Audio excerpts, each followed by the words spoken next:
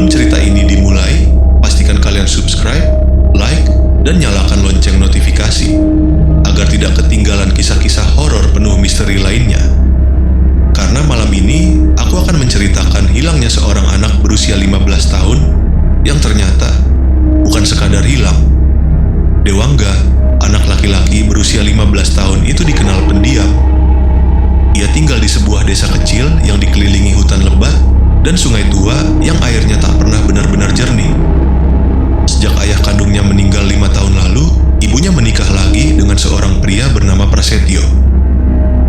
Di depan warga, Prasetyo adalah sosok ayah tiri yang baik, rajin ke masjid, murah senyum, dan sering membantu tetangga.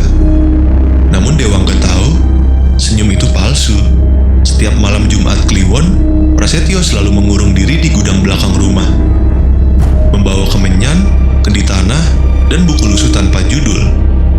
Dan setiap kali keluar dari sana, matanya merah, bukan karena menangis, tapi seperti habis menatap sesuatu yang bukan manusia. Keanehan mulai terasa. Sejak beberapa bulan terakhir, Dewangga sering bermimpi aneh. Dalam mimpinya, ia berdiri di tengah hutan. Tanah di bawah kakinya basah oleh darah. Dan dari balik pepohonan, ada suara yang terus memanggil namanya. Dewangga, waktumu sudah dekat. Saat terbangun, lehernya selalu terasa panas, seperti ada bekas jeratan tangan.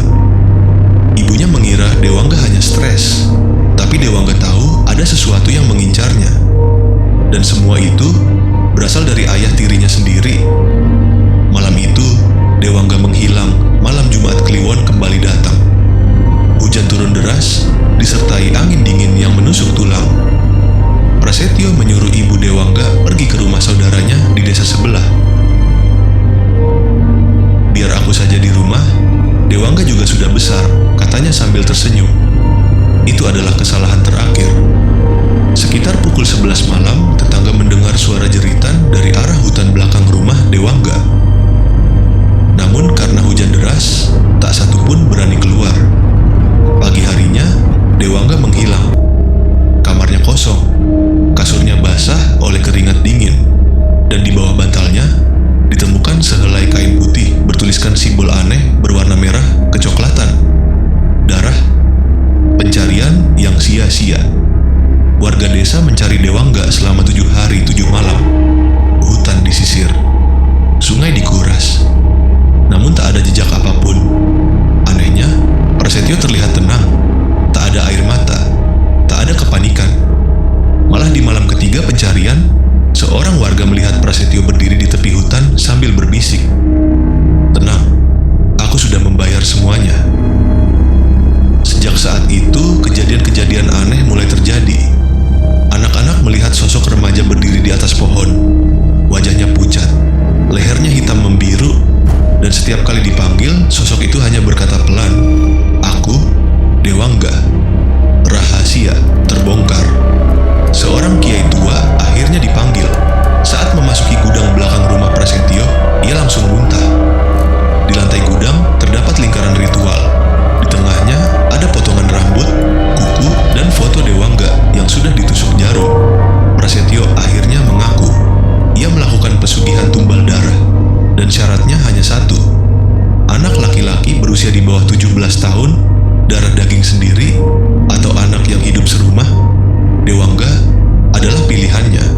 Ia menyerahkan Dewangga ke makhluk penjaga hutan, ditukar dengan kekayaan dan jabatan.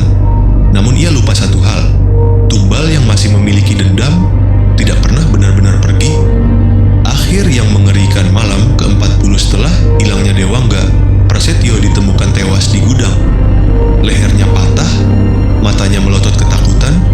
Di dinding gudang tertulis dengan darah, "Ayah, sekarang gantian."